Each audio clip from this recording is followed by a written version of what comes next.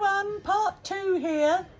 Right, so I've moved Discovery over there out of the way so that I can show you how to do these scrunchies. So what you need for these scrunchies, you need your knitted part, you need your scrunchie thing, and you need your crochet hook. So what you need to do is you need to turn oh, flipping dog hair everywhere. You need to turn your fabric inside out so that you've got the wrong side.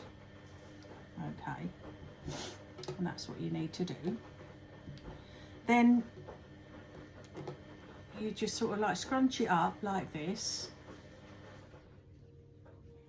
so it's sort of like that, and then get your scrunchie and put the scrunchie in the middle of your white like that. Okay, so you've got your scrunchie in the middle. Now what we're going to do is we're going to, with the hook, we're going to join it. Okay, like you do when you make blankets, you close the edge up. That's exactly what we're going to do with this now. We're going to just close it up all the way around. So I like to start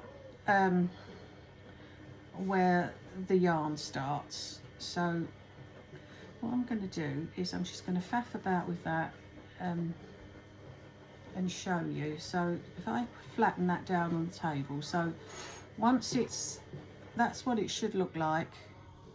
So you've got your scrunchie all ready to be thingy bobbed. So I like to go from here, so I'm just going to show you how I do it. You go on the white stitch, because you've got a set, look, because you can see the stitches are separated by a row of pink.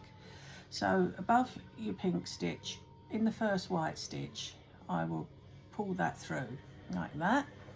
Then I go across to the other side to this stitch, and I will put that under there, so I've got 2 stitches on the hook. Then it's more or less slip stitching all the way around like that, and then I'll go back there and pull that one through, and then we go back to this side.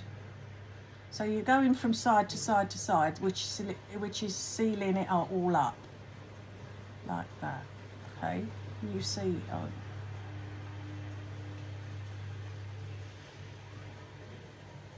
then sometimes it gets fiddly. If you pull it too tight, it gets a bit fiddly, and you have to sort of like jab it in like that. So make sure I've got no pink there, and then just pull it through. So you do that all the way around, which is going to take me a few minutes. I don't know how to do it fast on these videos. So, you know, because sometimes when you see on YouTube that they fast forward it, you know, I know it's got to be filmed in proper time, and then you can fast forward. But I don't know, I don't do these videos often, so I've got no idea how to do that. I'll have to have a faff about with my phone and see whether I can do it. But you just have to put up with my nattering while I go round with these. If you can see now, that's joining up nicely. That's making a nice little slip stitch join there. And you just carry on going all the way until you get to the end, or back to the beginning, because we're going round. So we've got 48 times 2 stitches to do, so it might take a few minutes to get it done. But I don't mind doing this, you know. It's like I don't mind sewing the blanket thingies together, the tubes. Because since I learned how to do the mattress stitch properly, I'm loving it, you know. So I used to think I could do the mattress stitch when I used to make all my teddy bears and that. And I used to close when I stuffed them, I used to close the gap at the back. And I used to think I was really brilliant at doing a mattress stitch, but it was rubbish. And when I pulled it closed, it'd all bulk up, and I'm thinking, well, I ain't done that right, have I? You know. But since I've been using these machines and I've learned how to do it properly, you know, I quite like doing it. And I just think it's magic the way that it just closes up the seams, you know, and you don't get any seam. It's, you know, it's literally quite invisible. It's almost invisible.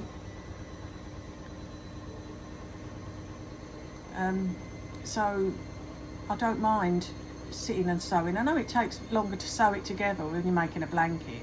I know it takes longer to sew it together than it does when you're actually making the thing in the first place, when you're knitting it. But I think it's worth it. You know, it's like what we've always said, you know, we do say a lot about it when using these machines, that just because it knits faster, the finishing, I always like the finishing, to take my time finishing. I mean, I've got zero patience. I want stuff done yesterday. But since I've been using these machines, I've learned patience. Shock. You know, and I'm thinking, no, you know, this is going to take a while. And if you do it slowly and get it right, it's going to look much better, rather than rushing it and the stitches fall off and what have you. Oh, that's a, you know, and it's always best to take your time. So we're going, it's going well. We're about nearly halfway round. So I might have to do a little bit more nattering. What should we talk about? I don't know. What should we talk about? We'll talk about crochet, because I'm sitting here crocheting. I can crochet. I can crochet okay. Now, I know stitches, I know DCs and SCs and trebles and slip stitches and stuff like that. But I did learn when I was 8 years old, so it's about 55 years ago now. So when I was about 8 years old, I learnt to knit and crochet. My mum and my nan taught me, but I preferred to knit. And so I did do crochet, but I never really sort of like enjoyed doing it as much as I did knitting. Even though, being the impatient person that I am, crochet works up quicker. But, you know, I couldn't get my head round all the stitches because there were so many stitches. There's trebles and half trebles and double trebles and double knit-ins and single knit-ins, and I was getting mixed up with UK terms and US terms, and I was mixing up the terms, and I'm thinking, oh, you know, because what the Americans call a single crochet is what us in the UK call a double crochet. So, you know, it was starting to get a bit confusing for me, you know. So what I got to learn to do is to just use one particular set of terms, say the UK terms, and just stick to that. But you see so many patterns that are US terms. So what I'm going to have to do, if I get a pattern and it says US terms, I'm going to have to sort of sit and translate it into UK terms before I start doing anything, which takes a bit of time, but sometimes it's worth it. And I really want to learn how to do it because I've seen so many people doing lovely crochet stuff. And I'd like to do that too. Then that's another thing I can get obsessed with and buy more yarn. Any excuse to buy more yarn. Yeah, I need 2 more days and then we can go and buy yarn. Yay! Buy yarn, buy yarn. Yeah, so no, I don't think I need to buy any more yarn. I must have the biggest stash on the planet. I went into a charity shop yesterday because I love looking around charity shops. I got this jumper in the charity shop yesterday. I was quite impressed with it. And they had a big display of yarn in the charity shop. But it was new. And I said to the lassie behind the counter, I said, oh, that yarn is so pretty. So she said, you're going to buy some? I went, no, I'm on a buying ban. So I said, I'm coming back up Saturday or Sunday to buy some. Well, about Monday, because they don't open at the weekends. So she said, you must have more than you can shake a stick at. So I went, well, yeah, I've got more than you have. I mean, they had quite a big display. You know, they had like big IKEA Kallax boxes, you know, full of yarns, and it was as tall as I was. And they had about 5 or 6 going the other way.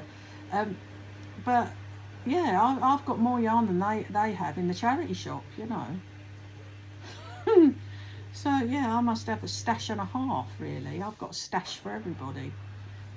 And I've done quite a bit of stash busting these last month. You know, done quite a bit of, you know, I've made a few blankets and loads of hats and stuff to try and sort of get rid of some of my stash.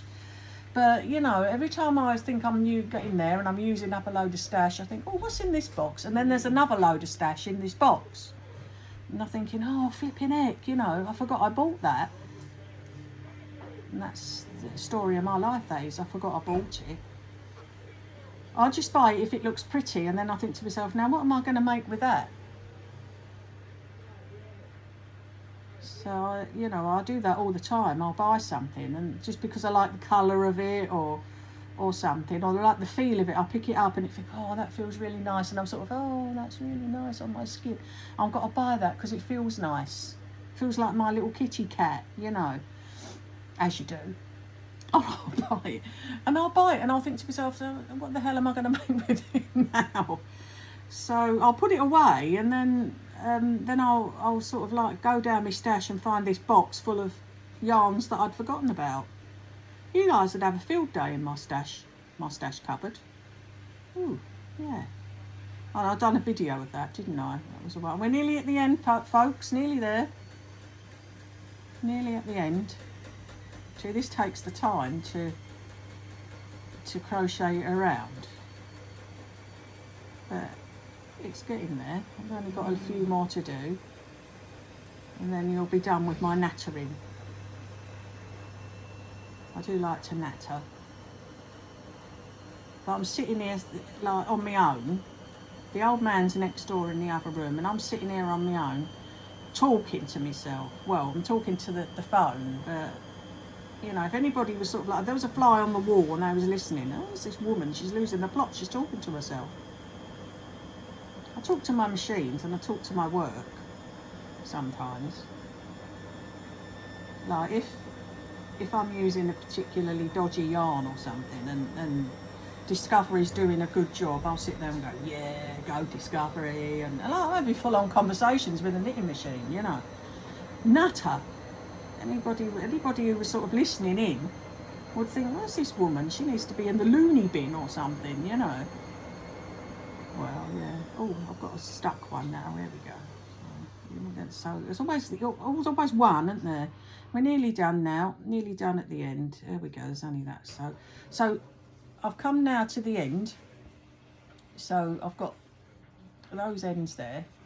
So what I'm going to do now is I'm going to just go through that there, and then there's another one that side and pull that through, and then I'm going to get this yarn and pull a stitch through, and then there's one last stitch there, and I'll pull that through. Oops, get the pink off. Pull that through there.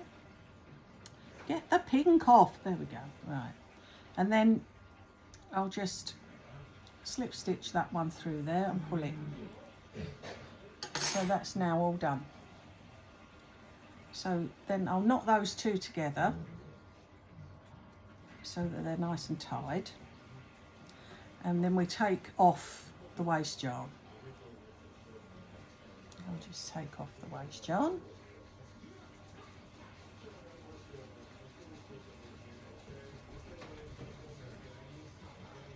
So there we go, waste yarn's coming off. I've got so many bits of waste yarn. I've got great big massive balls of waste yarn. I tie it all together and make a scrappy blanket or something. There we go, nearly there. It'll be worth the wait. Now that's got a bit, so I'm gonna, sometimes it gets a bit stuck when you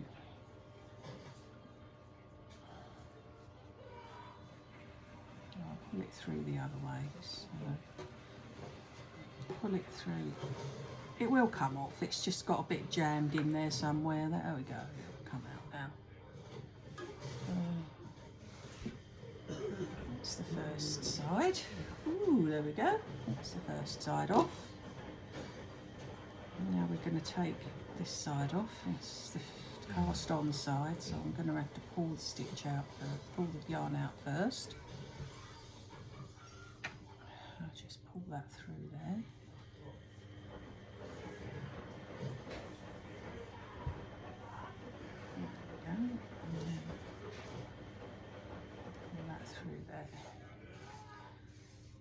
Okay, so I'll just roll this up there.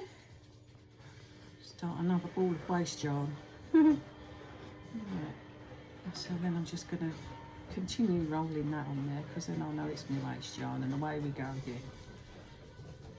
So that's winding up the waste yarn.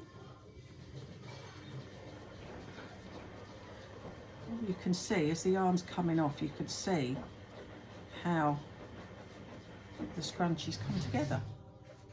There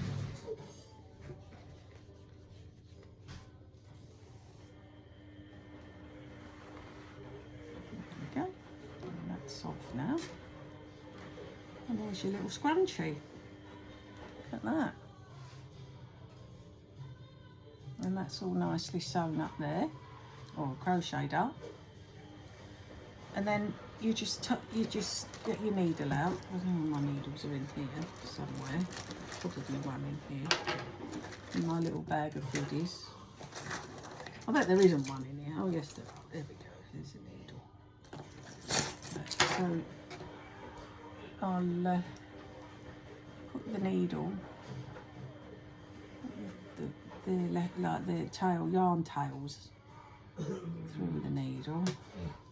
If I can get both of the yarn tails through, I will. Sometimes, because this yarn's quite thick, but it's quite holy, but you can't see it because it's fluffy. So I've just put both the yarn tails through there, and then I'm just gonna sort of like shove the needle in there, pull it out the other side, and then cut off the ends, stretch it out, and there is your scrunchie. Lovely little scrunchie. There we go. And so that's how you make a scrunchie, and you can make them with ordinary yarn as well. You don't have to use the fancy chenille. You can make them with ordinary yarn, ordinary acrylic. I made some with the massive bright yellow, you know, it's like fluorescent yellow. So yeah, so that's the scrunchie. So let's see them when you make them. Any questions, just give me a shout, just ask me, and I'll help if I can. So that's your scrunchie. So I want to see everybody making loads of scrunchies for the last days of stash busting for this month. And I will see you soon. Bye everyone. TTFN. Bye.